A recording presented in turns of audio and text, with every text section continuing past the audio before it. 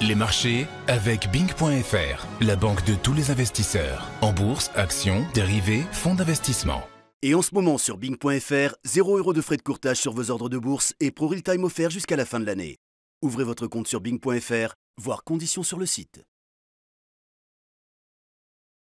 Salut, c'est Trado, je suis content de vous retrouver pour l'analyse technique de Nicox et également un point sur DBT et Claranova qui m'ont été demandés et dont j'ai fait l'analyse assez récemment, mais pas avant de vous transmettre les consignes d'usage, à savoir qu'il ne s'agit pas d'un conseil, il ne s'agit pas d'une incitation à acheter ou à vendre, parce que pour le faire, il faudrait que je connaisse votre situation, ce qui n'est absolument pas le cas, et donc je ne suis pas habilité à vous donner des conseils, donc il faut prendre ce qui va suivre uniquement comme une information complémentaire à l'analyse fondamentale que vous devez avoir, soit en consultant un professionnel, soit en ayant vous-même les capacités d'avoir une opinion acheteuse ou vendeuse sur les actions. L'analyse technique que je produis pourra ensuite être utilisé pour optimiser les points d'entrée et les points de sortie. On commence donc par Nicox, société biotech de recherche et de développement, notamment en ophtalmologie. Et voilà où nous en sommes. Alors, il faut savoir que cette analyse, cette capture d'écran, date d'il y a plusieurs mois. C'est l'analyse technique que j'ai faite en novembre 2017. Et voilà ce que je disais déjà à l'époque. Je disais qu'on était globalement à l'intérieur d'une zone ici qui est très difficile de franchir et que de toute manière, tant qu'on ne passait pas 11,6 €, eh bien, il n'y avait pas moyen d'aller chercher les 13,4 et il fallait impérativement franchir ces 11,6. Pour plus de détails, je vous renvoie au lien que j'ai mis dans l'article et qui vous donne accès à cette vidéo. Et voilà ce qui s'est passé. Alors effectivement, on n'a pas réussi à passer les 11,6 et donc du coup, on végète depuis. Alors, reprenons les choses depuis le début maintenant. Où en est la tendance? Eh bien, la tendance en est nulle part. Elle est toujours neutre. Vous voyez, la moyenne mobile à 30 semaines comme ça, qui n'arrive pas à prendre une inclinaison, qui s'aplatit. Les pics et les creux qui sont globalement horizontaux. Tout ça milite pour le fait que nous soyons en tendance neutre. Ce qui est confirmé par l'Ishimoku. Regardez le nuage. C'est le nuage qui compte quand on regarde la tendance en Ishimoku. Ce nuage, il est à plat, comme ça, il est horizontal. Ça aussi, ça milite pour le fait que l'on soit en tendance neutre. Alors voilà ce que l'on a à se mettre sous la dent. La grande nouvelle, c'est que le cabinet d'études franco-américain Bryan Garnier a révisé son objectif à 17 €, c'est-à-dire 70% de potentiel par rapport à cette analyse au cours du jour. Et donc j'ai retouché un petit peu le graphe pour tenir compte des derniers éléments qui se sont manifestés. Et voilà ce que l'on peut dire.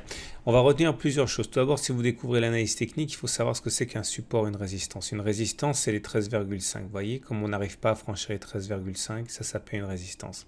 Un support, c'est l'inverse. Mais regardez, avant ça, on a une autre résistance. On a à 11,6. Vous voyez qu'on n'arrive pas à passer les 11,6. Un support, c'est donc, par exemple, 6,4 €. Pas possible de passer en dessous de 6,4 €. Pas possible non plus de passer en dessous de 7,4 ou de 8,6. Tout ça, ce sont des supports. On a également un support ascendant ici en rouge. Et l'idée, c'est que quelle que soit l'idée que vous fassiez de cette action, que vous ayez envie de l'acheter ou pas, ma méthode, la méthode d'accumulation rationnelle, qui est d'ailleurs disponible sur le blog, eh bien, conseille de manière méthodologique de ne pas acheter en une seule fois, mais plutôt de diviser les points d'entrée en 3 ou 4 opérations, ça dépend combien vous investissez. Et l'idée, c'est qu'il faut se concentrer sur les niveaux clés ici évoqués. Bon, tout ça, je l'explique dans la méthode, mais globalement, il ne faut pas acheter aux alentours de 11,6 parce que vous risquez surtout de subir un tir de barrage, ni aux alentours de 13,5. Il vaut mieux attendre que l'on clôture au-dessus de 11,6 la semaine, puisque ce sont des données hebdomadaires, ou que l'on clôture au-dessus des 13,5, ou que l'on revienne sur les 8,6 ou les 7,7. Donc en gros, il faut cibler ces interventions sur ces niveaux-là pour ensuite éventuellement, si vous le désirez, viser les 17 € du cabinet d'études Bryan Garnier. Voilà, c'est l'idée. Encore une fois, si vous avez trouvé ça simple, n'hésitez pas, la méthode est disponible sur le blog. Alors ensuite, DBT, société spécialisée dans la fabrication de bornes de recharge électrique. La bonne nouvelle, c'est qu'il y a eu une annonce le 30 janvier d'un accord avec le gouvernement hongrois. Et voilà ce que l'on avait lors de la précédente analyse qui datait de 14 décembre 2017. Là aussi, ça repose sur ma méthode d'accumulation rationnelle.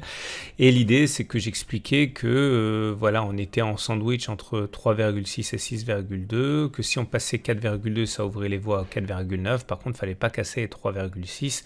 Et voilà ce que l'on a eu. Malheureusement, on a bien cassé les 3,6 et on a du coup à attaquer, accélérer la baisse, etc.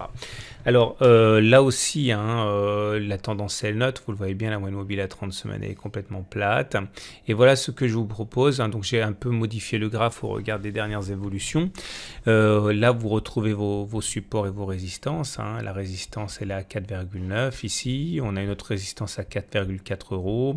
Encore une autre à 3,4. Et puis, entre-temps, il y a un support intermédiaire qui s'est créé à 2,9 et également 2,1, 1,3. Donc là, pareil, l'idée, c'est de, si vous voulez acheter du DBT parce que vous croyez dans les véhicules électriques et vous pensez qu'il y a un potentiel, l'idée c'est de ne pas acheter en un seul coup, d'acheter en plusieurs fois et de cibler selon cette méthode les cassures de résistance pour acheter donc une clôture hebdomadaire au-dessus de 3,4 et ou une clôture au-dessus de 4,4 et ou une clôture au-dessus de 4,9 et ou un retour sur 2,9, etc. etc. Bon, on ne peut pas choisir tous les supports et toutes les résistances, mais identifiez-les. De toute façon, ils ne seront pas tous visités et diviser, à mon avis, c'est ce qu'il y a de mieux à faire, les points d'entrée. Et on va terminer avec Clara Nova, qui m'a également été demandé de nombreuses fois, spécialisée dans l'Internet des objets. Et ça, c'était la dernière analyse, celle du 17 janvier, je l'ai faite récemment. Et j'avais expliqué que, pareil, en cas de cassure des 0,70, 0,73, qui était une résistance, on pouvait envisager 0,9. Si on cassait les 0,9 qui étaient résistance, on pouvait envisager 1, etc.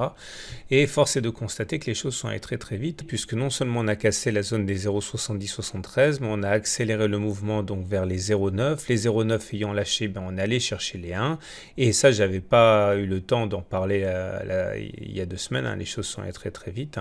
Et une fracture, d'une cassure des 1 nous a amené sur les 1,15 € qui était la résistance ici. Et voilà pourquoi ça bloque actuellement, parce que justement les 1,15 c'est une résistance. Et juste au-dessus, on a carrément une falaise, c'est la zone des 1,21, 1,40 qui est une méga résistance. Ici, vous voyez comme les cours en fait ont du mal, ont été empêtrés dans cette zone. C'est donc une méga zone de résistance et c'est bien au-dessus qu'on pourrait éventuellement avoir une accélération avec entre-temps des difficultés à passer les 1,21 à 40. Donc clairement, ça veut dire quoi? C'est-à-dire que si vous pensez que Clara Nova a du potentiel à long terme et qu'il mérite 1,5, 2, 3, 4, j'en sais rien, l'idée là aussi, c'est de ne pas acheter à n'importe quel moment. Par exemple, acheter ici sur les 1,15, c'est dangereux. Il vaut mieux attendre que l'on clôture au-dessus de 1,15 €. Ou qu'on revienne sur les 1 € ou qu'on clôture au-dessus des 1,21,40. Mais voilà, là, on arrive dans une zone qui est véritablement minée. Et c'est pour ça qu'actuellement, les cours hésitent. Voilà, je suis content de vous avoir présenté cette analyse technique. 2 choses. La première, c'est que si ça vous a plu, n'hésitez pas à revenir tous les jours sur le site. Mettez le site dans vos favoris et vous retrouverez tous les jours de nouvelles analyses techniques. D'ailleurs, en haut à droite du site, il y a un espace pour entrer éventuellement le nom de vos actions pour voir si j'ai fait une analyse récemment. N'hésitez pas non plus à vous former si vous le désirez sérieusement avec mon pack tout trado avec près de 600 minutes de vidéos, près de 1200 pages. C'est à mon avis une des formations les plus exhaustives que vous puissiez trouver. Et pour terminer, vous trouverez à la fin de la vidéo un petit lien à cliquer si vous voulez profiter de l'offre particulièrement intéressante de mon partenaire action Bing.fr qui actuellement offre les frais de courtage à comparer avec les offres de les tarifs de votre intermédiaire actuel. Voilà, à demain pour d'autres analyses techniques. Les marchés avec Bing.fr, la banque de tous les investisseurs. En bourse, actions, dérivés, fonds d'investissement. Et en ce moment sur Bing.fr, 0 € de frais de courtage sur vos ordres de bourse et Pro Real Time offert jusqu'à la fin de l'année. Ouvrez votre compte sur Bing.fr, voir conditions sur le site.